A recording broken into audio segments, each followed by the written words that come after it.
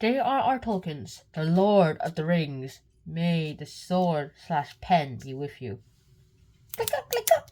Alright, so The Return of the King by J.R.R. Tolkien. In fact, it's actually pretty important itself. It is like the end of the trilogy of The Lord of the Rings, and finally, we get to actually see how things actually work out well enough. Lord of the Rings is finally over, and I can stop making these videos also. I will keep watching the movies, and I'll probably make comparisons too. So I guess I'll have 3 more extra episodes. Technically, we will have 4 because I've already watched The Hobbit, and I still haven't made that movie comparison yet. Where's the water? I'll do it later. But the thing is, Lord of the Rings is finally over. Saruman is dead. And if you remember from our summer video, then things will be back to normal. But let's start off with the review. The ring. The ring itself is actually pretty important. And no, it's not green, it's like yellow. But the thing about the ring is that it's the thing that drives the whole story forward. It's the reason why there's a third age. And that's the reason why the first age technically never ended. The first age turned the second age when the ring was lost, and then the third age came a few years before, and that was actually pretty important too. And then once the ring was destroyed, the fourth age happened, and that was actually a very, very important time in history. Now, we might be in like we might use CEs and BCs or BCEs and ADs, but these guys just use the first, the second, the third, and the fourth age. Like they go ahead, start from 0 every time we start a new age. The 1000th year of the first age, the 5465th year of the second age. Today is the 1497th year of the third age.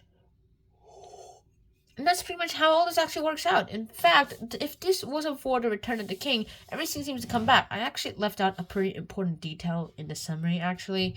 The thing about the summary is that Legolas goes back to the elves, and Gondor the Gondor has a new king. And Frodo just goes back to his home in the Shire, and then leaves with like Bilbo Baggins and Gandalf into the unknown lands beyond Middle Earth in the western side after he gives everything to Sam, who marries and is happy for the rest of his life. Yippee! I'm gonna get some water. Ugh. So, how does all this work out? Eventually, the thing is, the ring's destroyed, and the way it's actually destroyed is actually pretty interesting. Gollum is the one who's destroyed it, technically, not Frodo. However, if it wasn't for Frodo, then the ring wouldn't be there, and if it wasn't for Gollum, the ring would still be alive, and Saruman would probably still have it, too. It was because the ring was destroyed, and because of Gollum, thanks in part of his love, like madness over precious, that he just goes ahead and, well, destroys it. And Saruman would probably hate him for that, and the ring has only one master, Saruman, and it only listens to him, as it has literally a part of Saruman's soul in it. It's basically Saruman's Horcrux. Without it, Saruman can die once. With it, he can die infinitely, and he'll always come back. Also, he needs it to come back to his full strength. Yikes. The king himself is actually really, really important. In fact, the king that we're talking about is actually the king of men. The ones that were given the 9 rings of power. And however, they were all deceived because they're like, oh, it's called the ring of power? We'll take it. No questions asked. Oh, really? Okay, that was easy. The elves, of course, I actually like to think of them as being a bit more hesitant into grabbing these rings. And the dwarves, they're like hesitant a bit, and they're like, who cares? It's power. Dwarves are smarter than men, perhaps. That's true enough. However, they are pretty much dumber than elves. Yeah, and they are less cautious than elves. I'll have to give them that. Although sometimes they are foolhardy in battle. Men at least still have strategy. And the dwarves, they just mine and make stuff. And forget things. That's pretty much easy to do things too. Now, what's so important about this book? It's actually the ending that actually surprised me. I actually expected Frodo to go ahead, staying at home, and he's all like, alright, nice. Like how Bilbo Baggins at the end of his life. Also, I also kind of hoped that it would end the same way, where his furniture's being sold and Bilbo comes in, and Frodo comes in, and they're like, what are you doing with our furniture? And they're like, seriously? Did this happen again? We thought you were dead. Yeah, I am not dead. I am not even... And why did you presume me dead? Like Bilbo Baggins? We wanted this pot. Now we can't have it. Ugh, why can't we Saxville Baggins ever have anything? Because you're nosy, and you've actually took our stuff before without our asking, so we are not gonna give you anything ever before. You betrayed our trust and those kind of things. I actually like that ending, and if I could write fan fiction, I would do that, but I'm not a big fan of fan fiction. So,